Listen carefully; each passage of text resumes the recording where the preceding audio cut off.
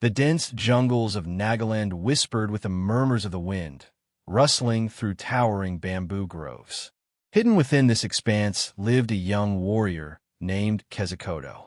He was known for his skill with the bow and his ability to track even the most elusive prey. Yet, despite his prowess, his heart carried a quiet loneliness that no hunt could satisfy. Quetzalcoatl had no wife.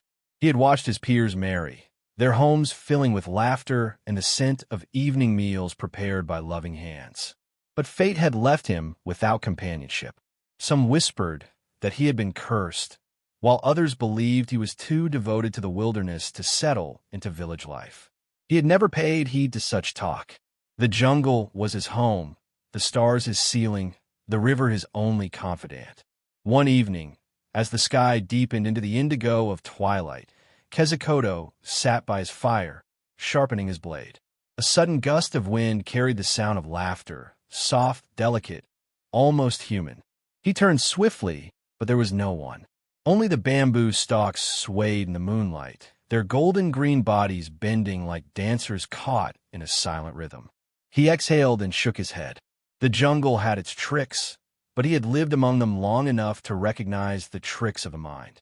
That night, as he lay beneath his thatched roof, sleep eluded him.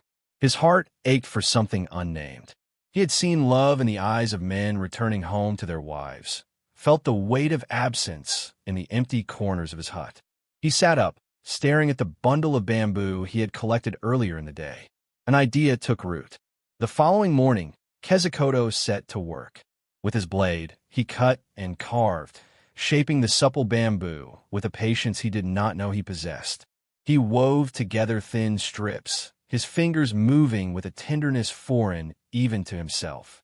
Hour by hour, his creation took form, a woman, her body slender, her hair woven from the finest fibers.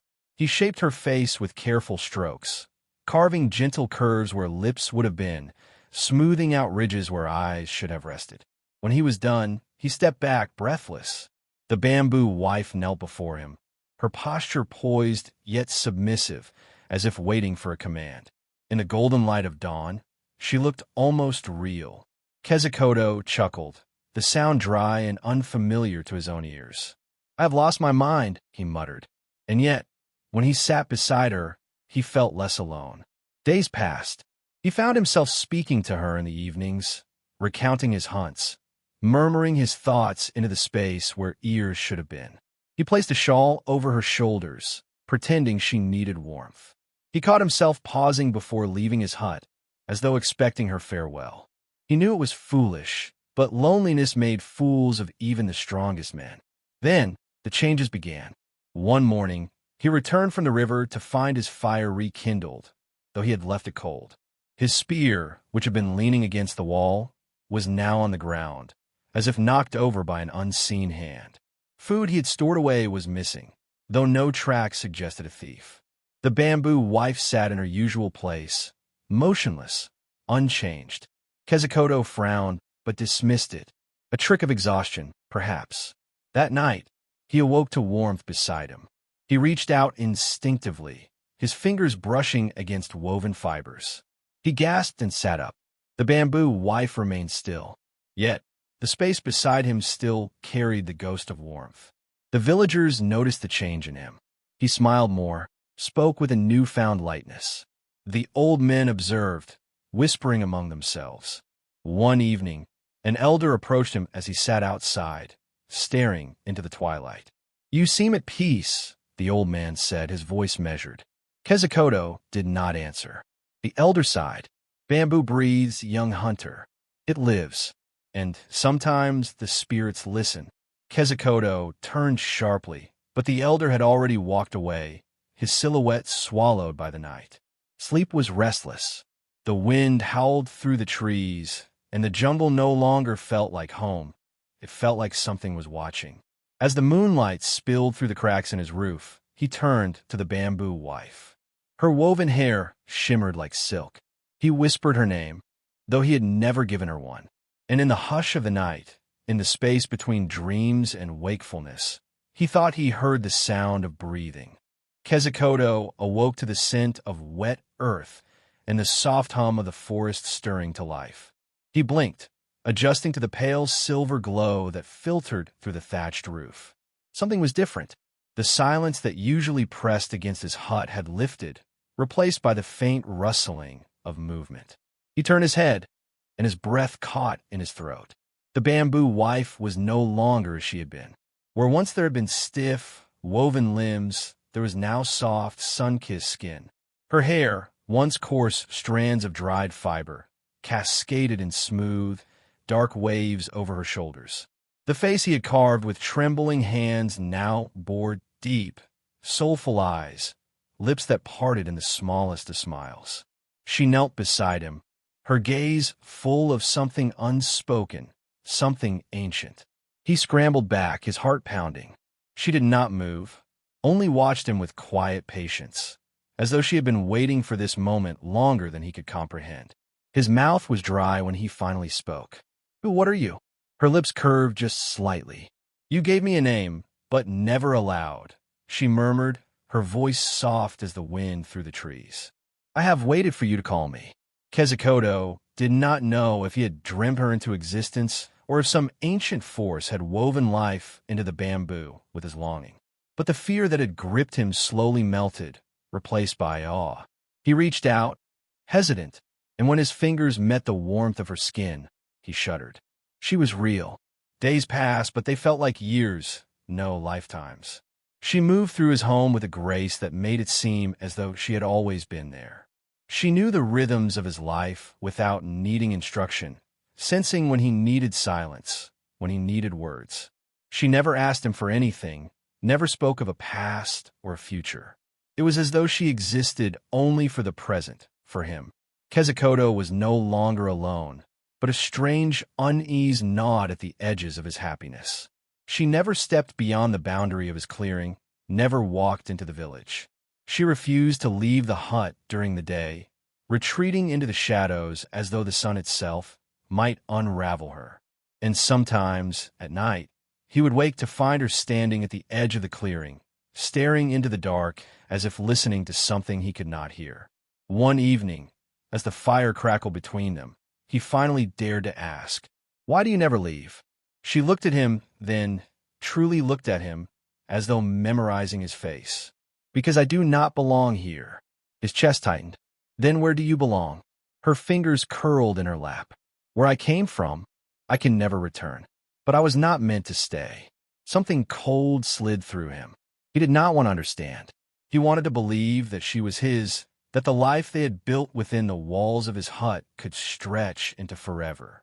He had lost himself in the comfort of her presence, in the illusion that longing alone could shape reality. The village had begun to whisper. They saw the change in him, how he smiled at nothing, how he spoke to someone unseen. Some claimed he had been taken by a spirit, others that he had gone mad. Only the elders remained silent, their knowing eyes watching from the distance. One night, as he walked back from the river, an old shaman stepped into his path. The air around them was thick with the scent of burning herbs, smoke curling like fingers through the trees.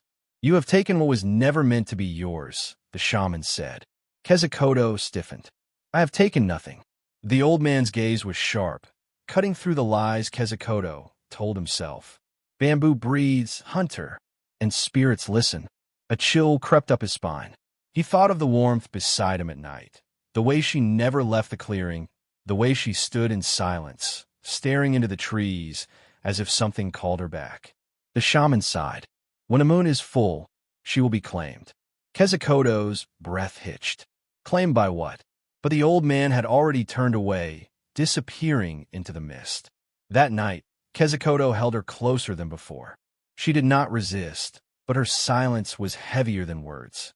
The moon outside was only a sliver, but he knew the full moon was coming. The days that followed passed in a blur. He watched her more carefully, trying to catch any sign that she, too, felt the pull of something unseen. Then, on the night the moon bloomed full in the sky, she spoke. "I have to leave." Quetzalcoatl felt as though the ground beneath him had vanished. No, his hands gripped hers, desperate. There must be another way. She smiled, but it was filled with sorrow. This was never meant to last. He shook his head violently. He would not lose her. He could not. But even as he clung to her, he felt it. The shift in the air, the way the night seemed to pulse with something alive, something ancient. The trees shuddered, the wind howled through the clearing, and she gasped, her body trembling in his grasp. Her fingers clutched his as her form flickered, shifting between flesh and the woven bamboo he had once known. She was slipping away. "Stay," he begged, his voice breaking. Tears glistened in her eyes. "I wish I could." Then, in the span of a breath, she was gone. Quetzalcoatl fell to his knees, his hands grasping at nothing but the hollow husk of bamboo that lay before him. The night stretched endless and empty, and the wind carried the sound of something that might have been laughter or grief. The hollow shell of woven bamboo lay in Quetzalcoatl's trembling hands, its once vibrant presence now lifeless and cold. The night air pressed heavy against him, thick with the scent of damp earth and the whispers of unseen spirits. He had thought love alone could tether her to this world, that his longing could defy the will of forces older than time. But the truth stood before him. She was gone, and all that remained was an aching emptiness carved deep into his soul. The villagers found him at dawn, kneeling in the clearing, his hands still curled around the bamboo husk, as if sheer willpower could restore what had been lost. The elders said nothing, their knowing eyes heavy with sorrow.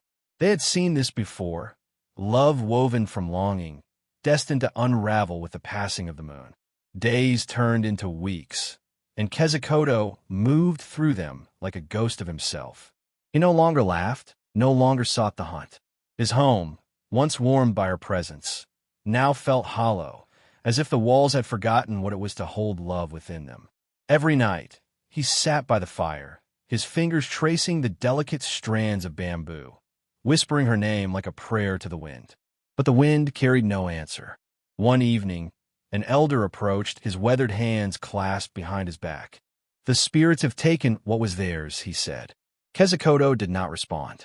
The elder lowered himself to the ground beside him, the fire casting flickering shadows across his face. "Do you know why you were warned?" Quetzalcoatl clenched his jaw, because they feared what they did not understand. The old man shook his head. "Because love is a powerful thing. It can bind, but it can also break. And some loves were never meant to last beyond the whispers of the trees." Quetzalcoatl turned away. She was real. The elder sighed. "That is why it hurts. But grief, like love, does not fade easily." Quetzalcoatl carried it with him, a silent shadow that lingered in every breath, every heartbeat. He began to wander, searching for answers in the places where the forest met the sky, where the rivers ran swift and deep. He sought the wisdom of shamans, the knowledge of storytellers, but none could tell him how to bring back what had been lost. Seasons changed, and with them, so did he. His face grew lean, his eyes shadowed by the weight of knowing. Yet in his heart, he carried the memory of her laughter, the warmth of her touch.